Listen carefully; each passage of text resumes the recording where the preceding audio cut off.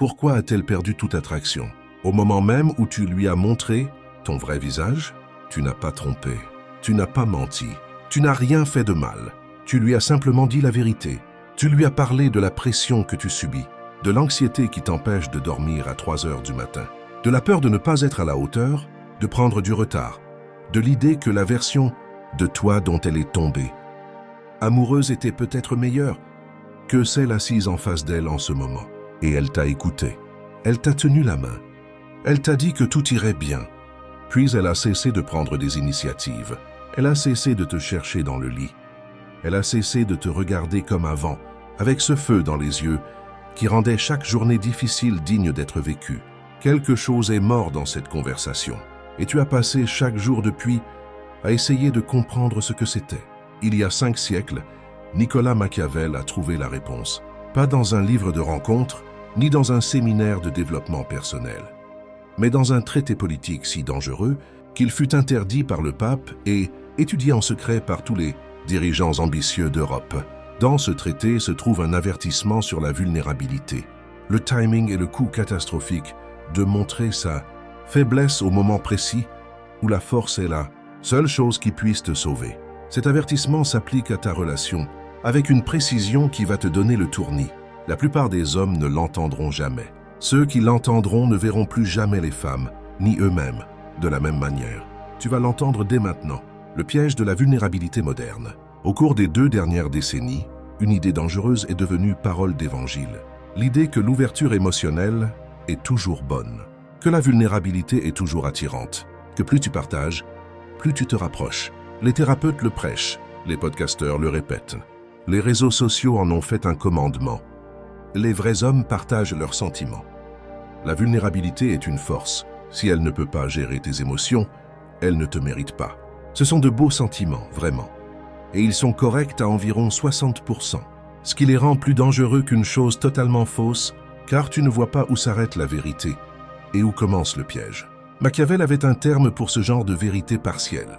Il n'utilisait pas le langage de la psychologie moderne, mais le concept traverse chaque chapitre du Prince. Il appelait cela l'erreur de traiter toutes les situations avec la même stratégie. Un prince généreux en toutes circonstances finira par se ruiner. Un prince miséricordieux en toutes circonstances finira par être submergé par ceux qui exploitent sa merci. La vertu elle-même n'est pas le problème, c'est son application aveugle qui l'est. La vulnérabilité fonctionne de la même manière. Il y a des moments où s'ouvrir à une femme approfondit le lien si intensément qu'il devient incassable. Des moments où ton honnêteté lui coupe le souffle et lui donne l'impression de voir le vrai toi pour la première fois. Des moments où ta volonté d'être mise à nu crée une connexion que des années de conversation superficielle n'auraient jamais pu établir.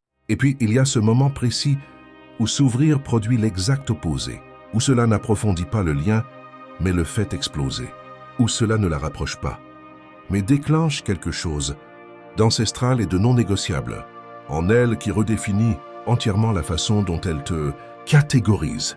Comprendre la différence entre ces moments n'est pas optionnel, c'est une question de survie. Ce que Machiavel a réellement dit sur la faiblesse, laisse-moi t'emmener dans le passage spécifique qui a changé ma vision des choses. Dans le chapitre 17 du Prince, Machiavel examine s'il vaut mieux pour un dirigeant être aimé ou craint. Tout le monde connaît ce passage. Tout le monde le cite en soirée pour paraître intelligent. Mais presque personne ne lit ce qui vient après. Et ce qui vient après est là où se cache la véritable intuition. Machiavel ne dit pas simplement « sois craint ». Il dit qu'un prince doit faire attention à ne pas être haï. Il peut être craint sans être haï s'il ne touche pas aux biens et aux femmes de ses citoyens. Mais il ajoute ensuite une chose cruciale.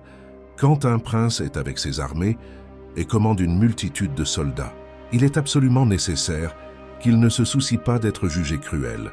Que dit-il réellement sous ce langage politique? Le contexte détermine tout. Le même comportement qui fonctionne dans un environnement te détruit dans un autre. Un chef peut montrer de la compassion envers ses citoyens en temps de paix. Mais dès qu'il commande une armée, dès qu'il est dans une situation qui exige la force avant tout, la compassion devient un handicap. Non pas parce que la compassion est mauvaise, mais parce que la situation a changé et la situation dicte quelles qualités te servent et lesquelles te coulent. Ta relation possède aussi ses différents environnements, le temps de paix et le temps de guerre. Et la plupart des hommes n'ont aucune idée de celui dans lequel ils se trouvent. Le temps de paix, c'est quand la relation est sûre, quand la confiance est établie, quand elle a déjà décidé, au plus profond d'elle-même, que tu es solide, fiable, que tu es un homme dont les fondations ne craquent pas. En temps de paix, la vulnérabilité est un cadeau. Cela lui montre une facette de toi que personne d'autre ne voit. Elle se sent spéciale, choisie, digne de confiance. La vulnérabilité exprimée depuis une position de force établie est l'une des expériences les plus soudantes qu'un couple puisse partager. Mais le temps de guerre, c'est différent. Et le temps de guerre est le moment contre lequel Machiavel te met en garde. Identifier le moment qui change tout. Alors, qu'est-ce que le temps de guerre dans une relation? Quel est ce moment unique où tu ne devrais jamais t'ouvrir? C'est le moment où elle remet déjà en question ta force. Peut-être que la relation est récente et qu'elle n'a pas encore de certitude à ton sujet. Peut-être que tu viens de perdre ton travail et qu'elle observe comment tu gères la situation. Peut-être as-tu subi un échec public dont elle a été témoin. Peut-être y a-t-il eu une période de conflit et elle évalue si tu es l'homme qu'elle pensait. Peut-être qu'un autre homme est entré dans son orbite et qu'elle compare inconsciemment. Peut-être t'a-t-elle testé récemment. A-t-elle repoussé une limite ou dit quelque chose d'irrespectueux et tu as plié au lieu de tenir bon. Dans n'importe lequel de ces scénarios, son respect pour toi est en mouvement. Il ne s'est pas solidifié. Il n'est pas encore gravé dans le marbre. Il est liquide, mouvant, cherchant sa forme finale. Et dans cet état liquide, chaque signal que tu envoies compte de manière exponentielle plus que dans les périodes stables. C'est précisément ce moment que la plupart des hommes choisissent pour s'ouvrir. Et la raison est déchirante. Ils sentent la distance. Ils sentent qu'elle s'éloigne. Ils sentent le sol se dérober. Et leur instinct leur hurle de réparer cela en se rapprochant, en étant plus honnêtes, en partageant davantage, en lui montrant qui ils sont vraiment sous l'armure, espérant que cette mise à nu ravivera la connexion. C'est exactement le mauvais geste au mauvais moment. C'est comme jeter de l'eau sur un feu d'huile. L'intention est bonne, le résultat est catastrophique. Parce que lorsqu'elle doute déjà de ta force, ta vulnérabilité n'est pas perçue comme du courage. Elle est perçue comme une confirmation. La confirmation que le doute qu'elle ressentait est justifié. La confirmation que les fissures qu'elle soupçonnait sont réelles. La confirmation que tu n'es pas l'homme solide et inébranlable dont elle a besoin. Machiavel a vu ce schéma se répéter à travers des siècles d'histoire politique. Le dirigeant qui sentait une rébellion couvert et qui répondait en montrant son côté humain, en faisant appel à la sympathie de son peuple, en admettant ses luttes et en demandant de la compréhension, ce dirigeant accélérait sa propre chute à chaque fois. Parce que les gens qui doutent cherchent une résolution. Ils veulent que leur doute soit confirmé, soit détruit. Et la vulnérabilité pendant le doute le confirme toujours. Toujours. Le dirigeant qui sentait la rébellion et répondait par une action décisive, une autorité calme, une démonstration de force qui ne laissait place à aucune question. Ce dirigeant écrasait la rébellion avant même qu'elle ne prenne forme. Non par la cruauté, mais par la clarté. Il supprimait le doute en rendant le doute impossible. L'anatomie de son respect. Laisse-moi aller plus loin sur les raisons de ce phénomène. Comprendre la mécanique est le seul moyen d'arrêter de se faire broyer par elle. Le respect d'une femme pour un homme n'est pas une quantité fixe. Ce n'est pas quelque chose que tu gagnes une fois pour toutes. C'est une chose vivante. Ça respire, ça fluctue, ça répond aux stimuli en temps réel. Et il y a un point de bascule qui, une fois franchi, est presque impossible à inverser. Machiavel comprenait cela à propos de la loyauté politique. Les parallèles sont troublants. Il a écrit qu'un prince qui perd le respect de son peuple découvrira qu'aucune forteresse, aucune armée, aucune alliance ne pourra le sauver, parce qu'une fois le respect parti, tout ce qui est construit dessus s'effondre. Les traités deviennent sans valeur. Les promesses deviennent dérisoires. Le prince peut tout faire correctement à partir de ce moment-là. Cela n'aura aucune importance, car la fondation a été retirée. Le respect d'une femme pour toi suit la même architecture. Quand il est intact, elle interprète ton comportement à travers un prisme généreux. Ton silence est fort et mystérieux. Tes erreurs sont humaines et pardonnables. Tes luttes sont des défis que tu surmonteras. Elle est avec toi. Elle est dans ton camp. Elle construit un récit positif autour de tout ce que tu fais. Mais quand le respect tombe sous un certain seuil, le prisme s'inverse complètement. Ton silence devient une indisponibilité émotionnelle. Tes erreurs deviennent des schémas d'échec. Tes luttes deviennent des signaux d'alarme qu'elle aurait dû voir plus tôt. Les mêmes comportements qui l'attiraient l'ont maintenant en horreur. Rien n'a changé sauf le prisme. Et le prisme a changé parce que le respect a changé. S'ouvrir au mauvais moment ne se contente pas de ne pas aider. Cela pousse activement le respect sous ce seuil de rupture. Parce que dans cette fenêtre critique, où elle t'observe plus, attentivement que jamais, ta vulnérabilité ne démontre pas une intelligence émotionnelle. Elle démontre une dépendance émotionnelle. Cela lui montre que quand les choses deviennent difficiles, ton instinct est de chercher du confort plutôt que d'apporter de la stabilité, de t'appuyer plutôt que de rester debout, d'avoir besoin plutôt que de diriger. Et quelque chose d'ancestral en elle, quelque chose de codé si profondément dans sa biologie qu'aucune philosophie moderne ne peut l'effacer. Réponds à ce signal par un verdict unique et irréversible. Pas sûr. Pas sûr pour compter sur toi.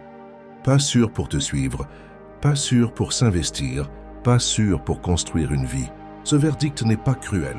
Il est protecteur. Elle se protège. Elle et son futur potentiel. Et ce mécanisme de protection se moque de tes sentiments, de tes intentions ou du nombre d'articles que tu as lus sur l'importance de la vulnérabilité masculine. Il ne se soucie que d'une chose.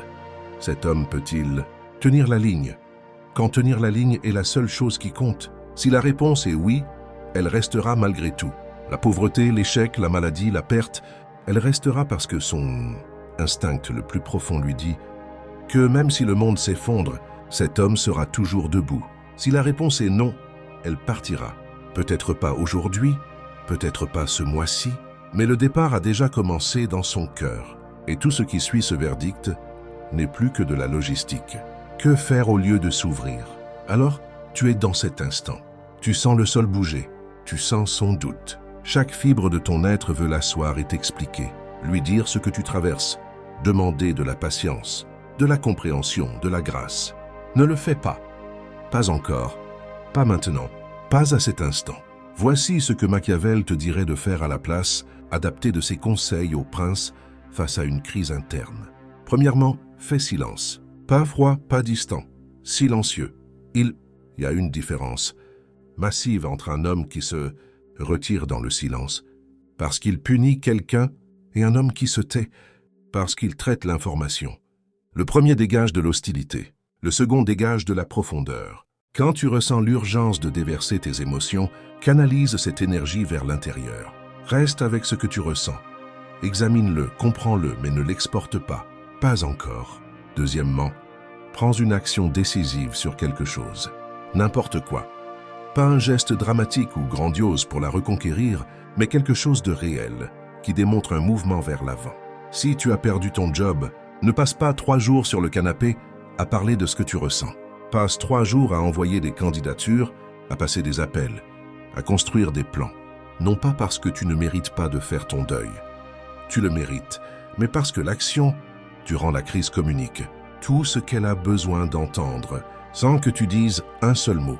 Machiavel louait les dirigeants qui, dans leurs moments les plus sombres, redoublaient d'efforts pour leur mission, plutôt que de s'effondrer dans la réflexion.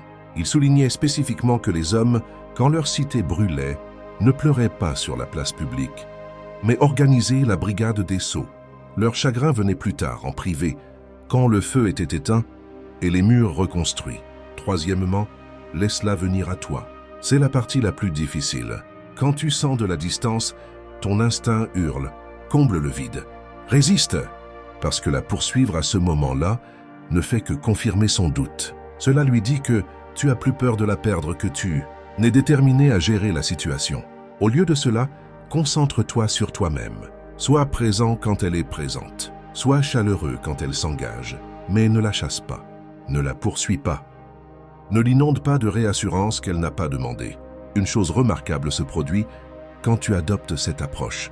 Les qualités mêmes qu'elle remettait en question, ta force, ta stabilité, ta capacité à tenir bon, se trouvent démontrées en temps, réelles par ton refus de t'effondrer. Elle te regarde naviguer dans la difficulté sans tomber en morceaux. Et cette démonstration silencieuse fait plus pour restaurer son respect que n'importe quelle conversation. Quatrièmement, Ouvre-toi plus tard. Une fois la crise passée, une fois que le sol est stabilisé, après qu'elle t'a vu gérer la tempête et qu'elle a décidé d'elle-même que tu es quelqu'un avec qui il vaut la peine de rester. Alors, tu partages ce que tu as traversé. Alors, tu lui parles de la peur, du doute, des moments où tu as voulu craquer. Et quand tu le fais, quand la vulnérabilité vient après une force démontrée plutôt qu'à sa place, l'effet est nucléaire. Parce que là, elle ne voit pas de la faiblesse, elle voit l'image complète. Un homme qui avait peur et qui est resté ferme. Un homme qui souffrait et qui a continué d'avancer. Un homme qui ressentait tout et qui a tout géré. Cette combinaison, une vulnérabilité soutenue par une résilience prouvée, est la chose la plus attirante qu'un homme puisse offrir. Ce n'est pas juste de l'ouverture. C'est de l'ouverture depuis une position de force éprouvée. Et cela lui donne le sentiment simultané d'être avec un homme assez fort pour la protéger et assez humain pour se connecter à elle. C'est ça le point d'équilibre. C'est ça la destination. Mais l'ordre importe. La force d'abord, la vulnérabilité ensuite, toujours dans cet ordre. Inverse-les et tu perds tout. La différence entre transformer et mettre en scène, je dois faire une distinction. Ici qui pourrait sauver ta relation et peut-être ton estime de toi. Il y a une différence entre transformer tes émotions et les mettre en scène. La culture moderne a complètement brouillé la ligne entre les deux. Transformer, c'est interne. C'est ce qui arrive quand tu t'assois seul avec ta douleur et que tu la ressens vraiment. Quand tu écris dessus, quand tu médites, quand tu en discutes avec un ami de confiance ou un thérapeute, ou simplement quand tu restes en silence et que tu la laisses te traverser. Transformer est essentiel. Réprimer ses émotions n'est pas de la force, c'est une bombe à retardement. Machiavel lui-même a énormément souffert, en exil, et a canalisé cette souffrance dans une écriture qui a changé le monde. Il n'a pas réprimé, il a transformé. Mettre en scène, c'est externe. C'est ce qui arrive quand tu prends tes émotions et que tu les présentes à quelqu'un avec l'attente implicite d'une réponse. Quand tu lui parles de ta douleur et que tu scrutes son visage pour voir sa réaction. Quand tu partages ton insécurité et que tu attends qu'elle te rassure. Quand tu pleures devant elle et que tu as besoin qu'elle te tienne, te réconforte, joue les mamans pendant la tempête. Transformer construit la force. Mettre en scène transfère le poids et transférer un poids émotionnel à une femme au moment où elle évalue ta force est le moyen le plus rapide d'échouer à l'examen. Machiavel ferait un parallèle avec un prince qui traite ses défis stratégiques en privé avec ses conseillers, mais présente un visage de certitude calme à son peuple. Il ne ment pas, il ne réprime pas, il choisit son public. Il comprend que la même information délivrée à des publics différents crée des résultats totalement différents. Ses conseillers peuvent gérer les données brutes. Son peuple a besoin de la version traitée, la version qui inclut la solution à côté du problème. Ta femme n'est pas ta thérapeute. Elle n'est pas ton centre de traitement émotionnel. Elle peut l'être parfois, dans les bons moments, quand la fondation est solide et le timing opportun. Mais elle ne devrait jamais être ton exutoire principal pour un tumulte émotionnel non traité. C'est à cela que servent les amis, les frères, les mentors, les journaux intimes, les thérapeutes. Toute l'infrastructure de soutien émotionnel que la plupart des hommes négligent totalement, parce qu'on leur a dit que leur partenaire amoureuse devait remplir tous les rôles. Elle ne le peut pas. Elle ne devrait pas avoir à le faire. Et quand tu la forces à jouer ce rôle au mauvais moment, tu n'es pas ouvert. Tu es injuste. Construire la fondation qui rend la vulnérabilité sûre. Tout ce que j'ai dit mène à une question naturelle. S'il y a un mauvais moment pour s'ouvrir, comment construire le bon moment? Machiavel y répond magnifiquement, même s'il parlait d'autre chose. Dans son chapitre sur les fortifications, il soutient que le moment de construire des défenses est pendant la paix, pas pendant la guerre. Le prince qui attend que l'ennemi soit aux portes pour commencer à construire des murs est déjà mort. Il ne le sait juste pas encore. La fondation qui rend la vulnérabilité sûre se construit pendant les périodes fastes, pendant le calme, pendant les moments ordinaires et banals de la relation où rien ne brûle et où tout semble stable. C'est à ce moment-là que tu lui montres progressivement, par petites doses, qui tu es sous la surface. Pas par des confessions dramatiques, mais par une honnêteté décontractée. Un commentaire en passant sur une peur qui t'a façonné, une brève mention d'un échec qui t'a appris quelque chose. Un moment d'émotion authentique devant un film, une chanson ou un coucher de soleil qui lui laisse voir que tu ressens profondément les choses. Ces petits dépôts de vulnérabilité, faits de manière constante pendant les périodes stables, construisent un compte émotionnel dont le solde est assez élevé pour survivre à un gros retrait occasionnel. Elle apprend lentement que tu as de la profondeur, que tu as traversé des épreuves, que tu ressens plus que ce que tu montres. Et elle l'apprend dans un contexte où son respect pour toi est stable. Ce qui signifie que chaque révélation est classée dans la catégorie complexe et fascinant, plutôt que faible et inquiétant. Au moment où une vraie crise frappe, au moment où arrive l'instant où s'ouvrir pourrait soit renforcer, soit briser le lien, elle sait déjà qui tu es en dessous. La fondation est coulée, les murs sont bâtis et ta vulnérabilité pendant la tempête n'est pas un choc. C'est une confirmation de la profondeur qu'elle a toujours soupçonnée. C'est là la différence entre l'homme qui s'ouvre et la perd et l'homme qui s'ouvre et se l'attache pour toujours. Ce n'est pas ce qu'ils ont partagé, c'est quand ils l'ont fait. Et c'est la fondation qui existait avant que le partage ne survienne. L'avertissement brutal. Laisse-moi conclure avec la clarté que Machiavel exigeait en toute chose. Son avertissement est celui-ci. Ne montre jamais tes blessures tant que les loups rôdent. Il ne s'agit pas de cacher qui tu es. Il s'agit de comprendre l'environnement dans lequel tu évolues. Une blessure montrée en sécurité guérit. Plus vite, parce que les gens autour de toi t'aident à la soigner. Une blessure montrée en danger est exploitée, parce que la situation exige l'exploitation. Même blessure, contexte différent. Résultat totalement opposé. Les loups ne sont pas toujours extérieurs. Parfois, le loup, c'est le doute lui-même. Le doute dans son esprit sur ta force. Le doute dans son esprit sur ta fiabilité. Le doute sur le fait que tu sois l'homme qu'elle croyait. Quand ce doute rôde, quand tu peux le sentir dans le léger changement de son ton, dans la fraction de seconde supplémentaire qu'elle met à répondre, dans la façon dont son rire n'atteint plus tout à fait ses yeux. C'est le moment de te boutonner, de te tenir droit, de gérer tes affaires. Montre-lui par l'action que, quelle que soit la tempête à l'extérieur, elle n'a pas pénétré tes murs. Et ensuite, quand la tempête passe, quand les loups se retirent, quand le doute se dissipe, parce que tu ne lui as rien donné à manger, alors ouvre la porte, laisse-la entrer, partage tout, parce que maintenant, elle n'entre pas dans un bâtiment qui s'écroule. Elle entre dans une forteresse qui vient de survivre à un siège. Et tout ce qu'elle voit à l'intérieur de cette forteresse, chaque fissure dans la pierre, chaque cicatrice sur les murs, chaque signe de la bataille que tu viens de mener, devient une preuve non pas de ta faiblesse, mais de ton endurance. L'endurance est ce qu'elle veut réellement voir. Pas l'absence de lutte, mais la présence de la survie. Pas un homme qui n'a jamais été blessé, mais un homme qui a été blessé et qui est toujours debout. L'avertissement brutal de Machiavel n'est pas « ne sois jamais vulnérable ». Son avertissement est « ne sois jamais vulnérable au mauvais moment », car le timing transforme la même action soit en un lien, soit en une trahison. Il y a 500 ans, un homme en exil a compris quelque chose que la plupart des hommes aujourd'hui ne voient toujours pas. Il a compris que le monde ne récompense pas l'honnêteté brute, il récompense l'honnêteté stratégique. Pas la malhonnêteté, pas la manipulation, la sagesse de savoir quand la vérité te sert et quand elle te détruit. Ta vulnérabilité est une vérité, ta douleur est réelle, tes peurs sont réelles, ton besoin de connexion est réel. Rien de tout cela n'est une faiblesse. Rien de tout cela ne devrait être réprimé éternellement. Un homme qui ne s'ouvre jamais n'est pas fort. Il est prisonnier. Mais un homme qui s'ouvre sans égard pour le contexte, sans lire la situation, sans comprendre la différence entre un moment qui recevra sa vérité et un moment qui l'utilisera comme une arme. Cet homme n'est pas courageux, il est imprudent. Et l'imprudence, dans le monde de Machiavel comme dans le tien, se paye toujours au même prix. Voici ce que je veux que tu retiennes.